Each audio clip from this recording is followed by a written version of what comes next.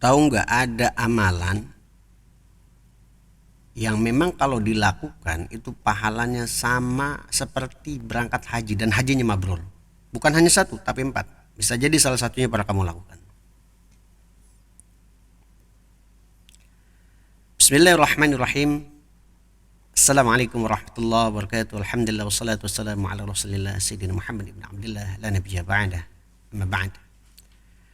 Para jamaah yang dirahmati Allah Subhanahu wa taala, pada dasarnya ibadah haji adalah ibadah yang memiliki ketentuan manistata'a ilaihi sabila, hanya bagi orang-orang yang mampu saja.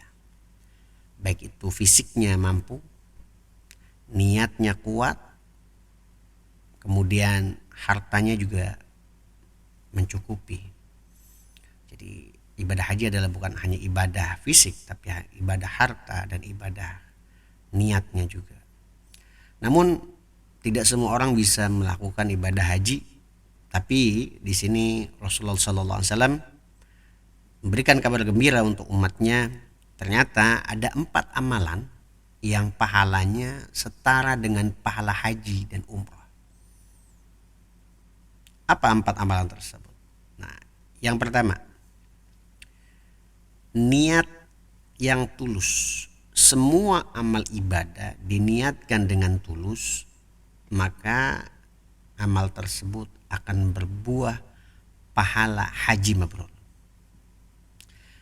Jadi kalau orang niat dalam ibadah misalnya, kemudian dia melaksanakan niat ibadah, contoh salah satu niat yang berpahala haji adalah ketika dia sudah meniatkan dengan sematang-matang niat, saya akan melaksanakan ibadah haji, kemudian namun tidak terlaksana, tapi ketulusan itu ada. Nah, itu juga bisa menjadi ketentuan. Atau juga bersedekah ketika memiliki uang, dan kemudian seperti halnya kisah daripada Ali bin Muwaqqah, ya, ketika itu dia udah punya niat tulus ingin berhaji, namun tidak bisa melaksanakan haji dan uangnya disedekahkan. Dengan niat tulus itu bersedekah, dia memiliki pahala haji yang mabrur dan luar biasa, walaupun dia tidak berangkat haji, begitu kan. Ini pahala haji salah satunya adalah niat tulus membantu sesama ataupun apapun itu amalannya. Dan bagi ada juga ulama yang mengatakan niatkan dulu hajinya, sekalipun tidak niat haji sudah bisa menggapai pahala haji, gitu. Yang penting kuatkan niatnya. Nah, niat yang tulus itu bisa menjadikan pahala haji. Seperti yang diriwayatkan Ahmad Al-Hijazi, wa hukiya aidan annahu yu'ta bil 'abdi yaumal qiyamah fayadfa'u lahu kitabun fayakhudhuhu bi yaminihi fayajidu fihi hajjan wa jihadan wa sadaqatan ma fa'alaha fayaqulu hadza laysa kitabi fa inni ma fa'altu syai'an min dhalik fayaqulu Allah ta'ala hadza kitabuka li'annaka 'ishta 'umran tawilan wa anta taqulu law kana li malun hajjajtu minhu law kana li malun fatasaddaqtu minhu fa'araftu dhalika min sidqi baitika wa a'taituka thawaba dhalika kullaha. Jadi diceritakan bahwa nanti hari kiamat seseorang itu akan diberikan catatan amal. Jadi dia menerima dengan tangan kanan atau tangan kiri. Kemudian dia akan mengambil dengan tangan kanannya. Kemudian dia menemukan di situ ada catatan haji, ada catatan di buku amalnya itu catatan jihad, bahkan ada catatan sedekah. Yang notabene dia tidak pernah melakukan amalan tersebut. Dia nggak pernah haji, nggak pernah jihad, bahkan nggak pernah sedekah. Tapi kemudian dia berkata kepada kepada Allah, ini bukan catatan amalku, saya nggak pernah melakukan haji, tapi di situ ada amalan haji. Dan saya tidak pernah melakukan semua catatan amal itu yang tercatat di buku ini. Nanti Allah Subhanahu wa taala memberitahu kepada dia, ini catatan amalmu. Karena kamu waktu selama hidup dalam umur yang panjang, sedangkan kamu pernah berkata seandainya aku punya harta aku akan berhaji. Jadi niat yang tulus itu. Kemudian seandainya aku punya harta aku akan berhaji. Dan sedekah dari harta tersebut. Niat begitu. kemudian aku dengan ketulusan niat tersebut, maka Allah berikan pahala semua itu untukmu. Jadi kalau sudah orang, anggaplah fuqara, dia sudah tekad tinggi ibadah haji, walaupun memang nggak punya uang pada saat itu, tapi keinginan tulusnya itu sudah bulat pengen haji, apapun itu caranya. Kalau Allah berikan kesempatan berhaji, dia berhaji. Kalau tidak, ya dia dengan ketulusan niat itu dia sudah mendapatkan pahala haji. Ini yang diriwayatkan dalam satu kitab Al-Majalis As-Saniyah fil Kalam Al-Arba'in An-Nawawiyah. Jadi Ahmad Hijazi menyatakan satu kisah ini mungkin menjadi motivasi buat kita. Seluruh amalan baik yang sudah diniatkan akan mendapatkan amalan walaupun belum mengerjakannya. Intinya begitu. Terutama haji juga. Yang kedua, apabila kita melakukan ini, maka kita sama seperti orang yang beribadah haji dan umrah, bahkan mabrur. Berbakti kepada orang tua. Poin yang kedua apa? Berbakti kepada orang. Yang pertama tadi niat yang tulus, yang kedua adalah berbakti kepada orang tua. Di dalam ajaran Islam, jadi orang tua itu memiliki posisi istimewa, baik itu ibu dan ayah. Terutama posisi ibu derajatnya jauh lebih tinggi. Kemudian seorang anak berkewajiban kepada orang tuanya untuk mentaati memberikan yang terbaik kepada orang tuanya. Sebagaimana kalau dia cinta kepada Allah, maka dia juga harus mencintai orang tuanya. Kemudian apa pahala yang terkait dalam pahala haji ketika seorang anak dianugerahkan orang tua, maka dia patutnya berbakti kepada orang tuanya. Jadi seperti riwayat Abu Ya'la Al-Mausuli meriwayatkan an Anas qala ata rajulun Rasulullah sallallahu alaihi wasallam. Jadi seorang laki-laki datang kepada baginda Nabi Muhammad sallallahu alaihi wasallam. Inni ashtahil jihad wala aqdiru alaih. Qala hal baqiya min walidayk ahadun? Qala ummi. Qala fa'ablillah fi birriha. Wa idza fa'alta dhalik fa anta hajjun wa mu'tamirun wa mujahidun. Fa idza radiyat anka ummuka fattaqillah wa birraha. Jadi ketika ada seorang laki-laki mendatang Rasulullah sallallahu alaihi wasallam, kemudian dia berkata, kata anak laki-laki tersebut, saya pengen jihad ya Rasulullah. Kemudian tapi saya tidak mampu. Kemudian Rasulullah mengatakan kepada anak tersebut, kamu masih ada nggak orang tua yang masih hidup? Gitu. Masih punya orang tua? Kemudian laki-laki pemuda itu menjawab, masih ada ibuku. Perbaiki hubunganmu dengan Allah Subhanahu Wa Taala dan berbaktilah kepada ibumu.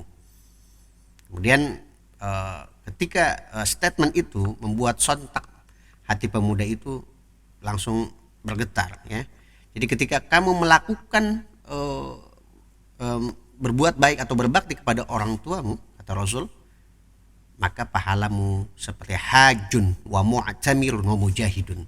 Kamu memiliki pahala ketika berbakti kepada orang tua, haji, umrah dan jihad di jalan Allah Subhanahu Wa Taala. Dan ketika ibumu ridha terhadap apa yang kau lakukan, baktimu kepada ibumu, maka itulah menjadi jaminanmu di hadapan Allah Subhanahu Wa Taala sebetulnya. Jadi kalau pengen pahala haji, umrah dan jihad, salah satu jihad berbakti kepada orang tua. Kemudian Rasulullah juga mengatakan fattaqillah wa birroha, maka bertakwalah kamu kepada Allah dan berbaktilah kepada ibumu atau orang tuamu. Ini yang diriwayatkan Abu Ya'la Al-Mausuli dalam Musnad Abu Ya'la Al-Mausuli, ya kan. Kemudian yang ketiga itu pahala, orang bisa mendapatkan pahala haji atau umrah membantu orang lain. Jadi setiap apapun, kalau kita ada orang yang membutuhkan, man kana fi hajat akhi kana Allah fi hajatih. Setiap kita membantu seseorang, maka itu adalah poin-poin besar sebetulnya yang dianugerahkan. Pada dasarnya ibadah haji juga banyak sekali hikmah-hikmah dari pelajaran haji itu, diantaranya membantu sama, seperti bayar dam juga kan membantu sesama itu. Dan ketika seseorang membantu orang lain, apalagi orang-orang yang kesusahan atau orang yang kelaparan, ataupun ada orang yang membutuhkan bantuan dirinya, baik itu tenaga, pikiran ataupun apapun itu bentuk bantuannya, selama itu menjadi kebaikan, maka dia akan dicatat orang yang menunaikan ibadah haji dan hajinya mabrur, insyaallah.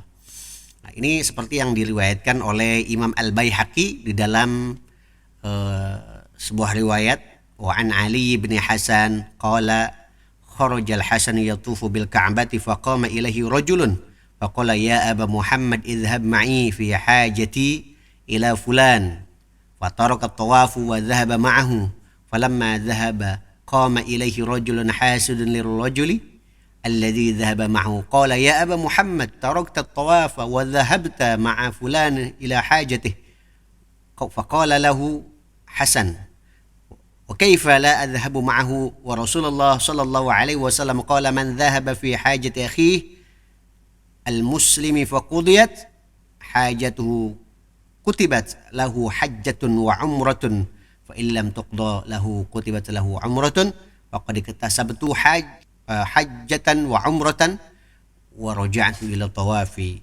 Jadi dari Ali bin Hasan, beliau berkata, ya, Al Hasan keluar untuk menunaikan ibadah tawaf di Ka'bah. Kemudian ada seorang laki-laki menghampirinya meminta tolong kepada ya Abu Muhammad, yuk ikut sama saya, kata begitu kan. Saya mau memenuhi kebutuhan seseorang ataupun mau menolong seseorang. Kemudian Hasan ini meninggalkan tawafnya dan pergi bersama orang tersebut untuk membantu orang. Jadi ketika dia pergi, jadi ada seorang laki-laki yang punya hasud, karena rajulun hasidun.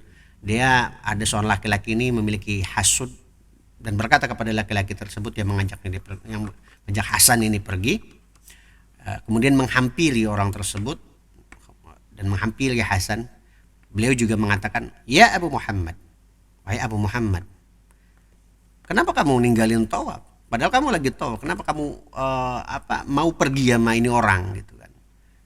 Padahal kamu ini kan lagi tawaf. Kenapa kamu ini pergi bersama ini orang gitu, sehingga meninggalkan tawaf kamu untuk memenuhi kebutuhan orang lain, untuk membantu orang lain, katanya orang.